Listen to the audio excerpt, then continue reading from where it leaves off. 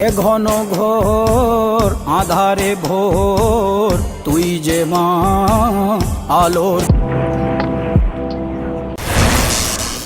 আবার চলে এসেছি একটা বড় ব্লগ নিয়ে, ইন্ট্রো থাম্বনেল লেখেই নিয়েছি। এখন বেশি কথা বলছি না, অলরেডি ক্লাস করছি ফোনে। আর এদিকে দেখো,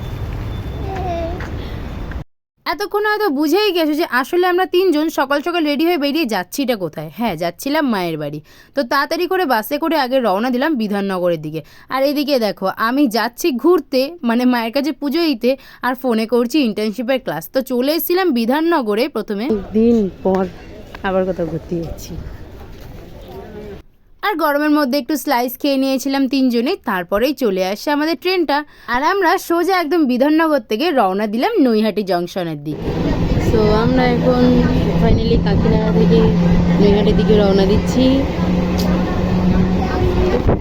খুব এক্সাইটেড আছি, আজকে পুরোতে চলে প্রথমবার মায়ের কাছে যাচ্ছি।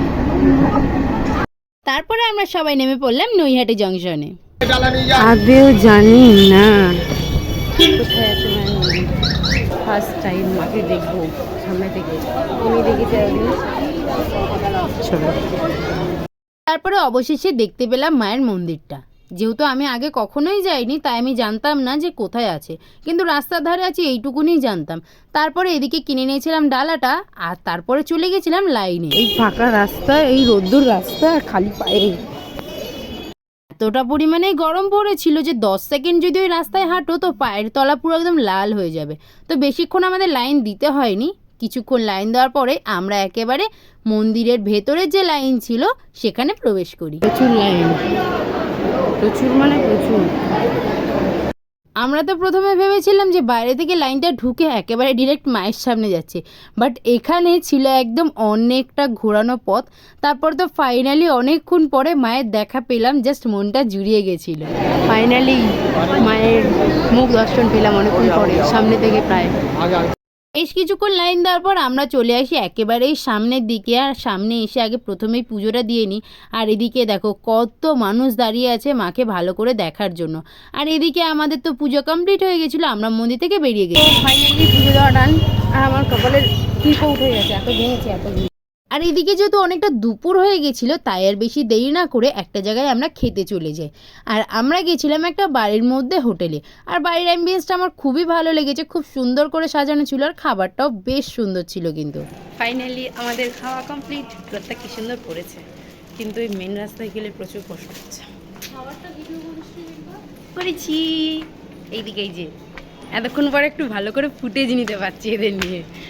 এরপর রওনা দিয়েছিলাম আমরা গঙ্গার ঘাটের দিকে, কারণ একটু গঙ্গার জল নেওয়ার ছিল, তাই জন্য। আর রাস্তায় দুধারে দেখলাম মায়ের ছবি নিয়ে সবাই বেশ ভালোই বিক্রি করছে। আর এদিকে গঙ্গাটা কিন্তু প্রচণ্ড সুন্দর ছিল। আমাদের জল নেওয়া হয়ে গেছে, বাড়ির দিকে যাই এবারে। প্রচণ্ড রোদ, এখানে বিশাল রোদ, আর নেওয়া যাচ্ছে না, আর দাঁড়ানো যাচ্ছে না, সরি, মানে এই যে ছাতা দিয়েও হচ্ছে না। গঙ্গার ঘাটের সামনে থেকে প্রথমেই টোটোতে উঠে পড়ি, আর স্টেশনের এখানে এসেই আগে একটু পেয়ারা মাখিয়ে নিয়ে নিই। আর এদিকে চলে এসেছিলাম প্ল্যাটফর্মের কাছে, কারণ আমাদের ট্রেন আসারই ছিল একেবারে, তাই জন্য তাড়াতাড়ি করে নিচে নেমে গেছিলাম। আমাদের ট্রেন ঢুকে গেছে, চলো বাড়ি যাই। ফাইনালি বাড়ি যাচ্ছি, চশমা পরেই সুন্দর লাগছে।